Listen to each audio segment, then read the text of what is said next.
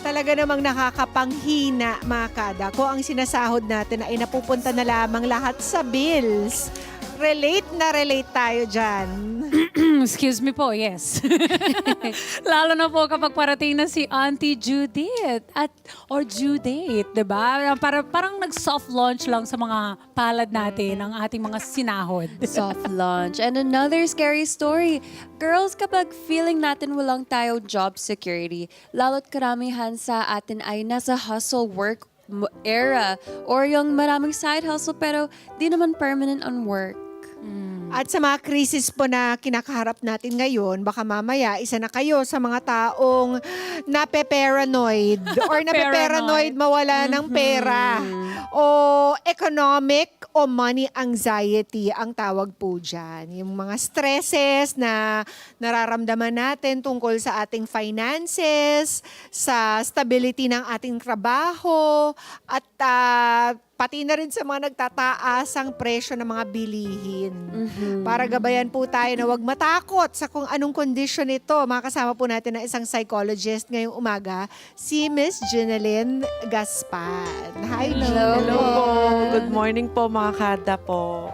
Good morning po. Ito po ba ay normal sa mga panahong ito na magkaroon ng anxiety tungkol sa kaperahan, tungkol sa trabaho, tungkol sa kung paano ba magbabayad or ma-afford mabayaran ng mga bills at mga responsibilities? Sa ngayon po kasi 'di ba po lagamak na po yung pagtaas ng bilihin. Normal po siya na makaranas tayo ng takot, pero kung extreme na to the point na hindi na tayo nakakapag-function, nakakapag-distress na siya sa atin, hindi na siya normal. So kailangan po natin siyang i-manage, kailangan natin siyang pamahalaan upang nang sa ganon hindi tayo mahirapan. Sino yung usually na nakakaranas nito? Sinong madalas? Is this happening sa mga younger generation ba sa atin? Or does this happen to everyone? Male, female? Can you give us Ayan, so magandang katanungan po yan, Miss Diana, no? Halos lahat po tayo nakakaranas nito at more particularly sa mga low incomers kasi nahihirapan silang mag-budget kung paano nila i-manage yung mga finances nila o kaya yung kaperahan nila. Pero kadalasan din, nararanasan din ito ng mga may trabaho. Lalo na kung napakadaming responsibilidad at mga bayarin na nakakaranas sila ng anxiety, money anxiety po. Okay, so ang pinaka-importanting tanong, paano ba ito maiiwasan? How do we change the thinking or ano bang tawag doon? Yung Mindset? scarcity mindset. Kasi Yes. minsan tinututukan natin kung ano yung wala tayo or natututukan natin yung problema natin. Pero tapos hindi na natin na-appreciate yung blessings. So, go ahead, G. So, Solve tama our po yun. problem. enlighten us? Ayun, tungkol nga po pala doon, no? Ang ganda po ng tanong na yon kasi talagang hindi natin siya totally maiiwasan pero kaya natin siyang pamahalaan o gumamit tayo ng mga coping strategies na kung saan mas mamamanage natin yung anxiety natin. Like for example, mag-budget, yung mga kaya lang nating i-control. Pag kasi sinabi nating anxiety, future eh. So ibig sabihin, nag-worry tayo sa hinaharap, gastusin, bills, utang, yung kung stable ba yung finances natin. So mahalaga na mag-focus tayo sa mga kaya nating kontrolin, sa mga bagay na kaya lang nating magawa such as pwede tayo mag-journaling, exercise, breathing exercises, or pwede nating kumausap sa mga mahal nating sa buhay para kung nahihirapan tayo sa finances natin, makakatulong sila para ma-manage natin ito at pwede rin tayo mag-seek ng professional help. Okay, For so you emotional mentioned health. journaling, Yes. budgeting, Yes. talking to Loved ones. your loved ones. To say what?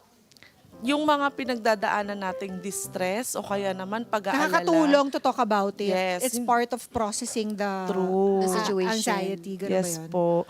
Oo. How about changing the mindset? Paano ba yun ginagawa? Or inuumpisahan? Maganda pong tanong yan, no?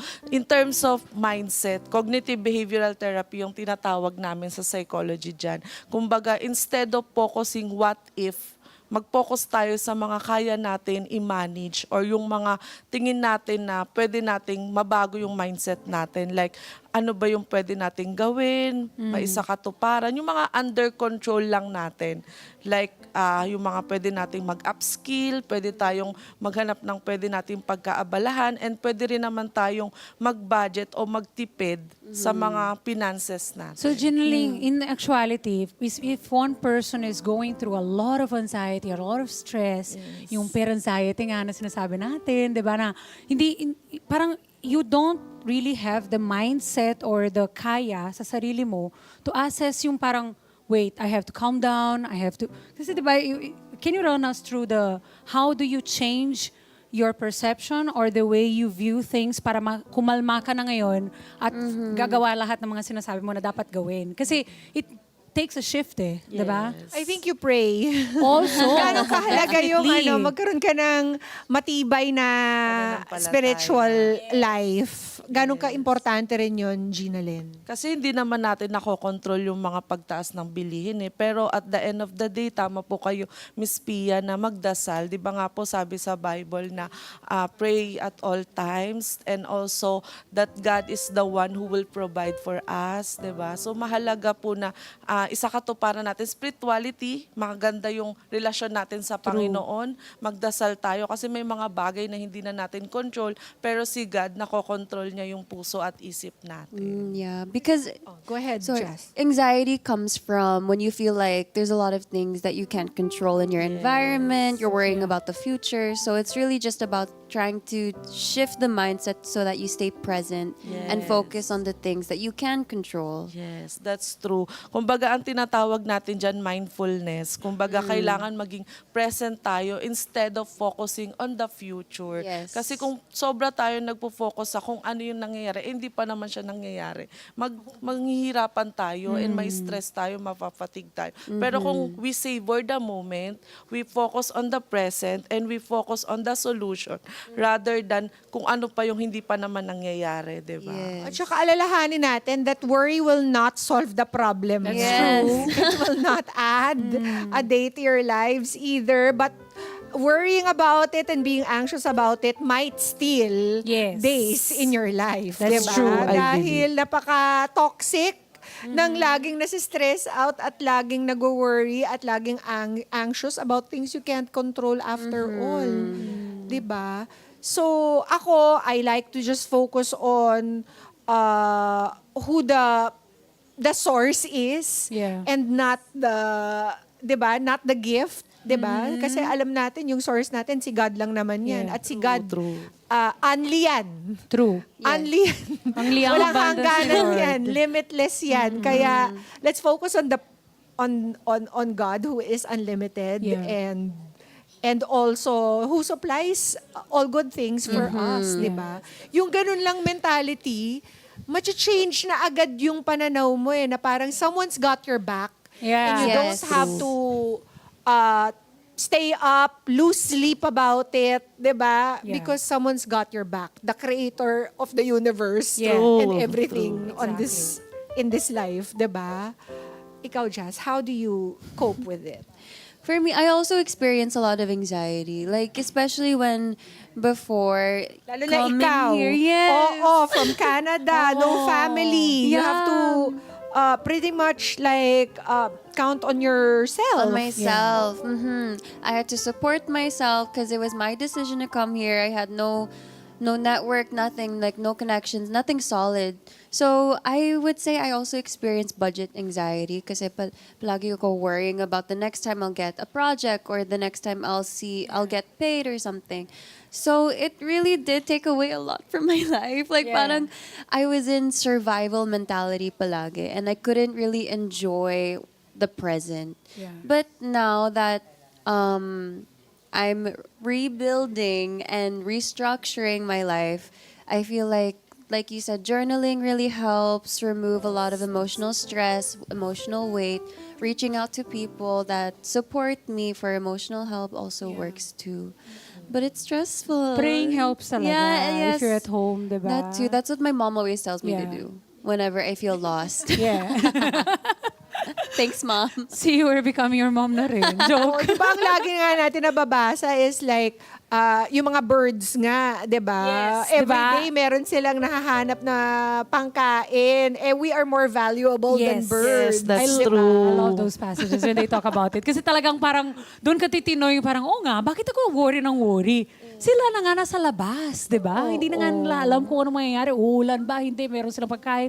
Di ba? Tayo Yes, talagang that's we're very blessed. Kaya, Jeneline, to stop yung ganitong cycle ng anxiety, ano yung pinaka-advice mo sa ating mga kada? Baka meron kang something like yung sakto na journaling, praying, yung ganon. Yes. Or look for a loved one, open up, ask for help. Kasi sometimes, it's not just about making your mind up, ah. You also need yung actual na pera. Yes. True. Kasi anxiety yan dahil wala pressure yung tao. Di ba? Tama po yun, no? Napakaganda po ng mga insights nyo in terms of coping strategy. Kasi mahalaga po talaga si Lord magbasa ng Bible o kaya naman mag-pray.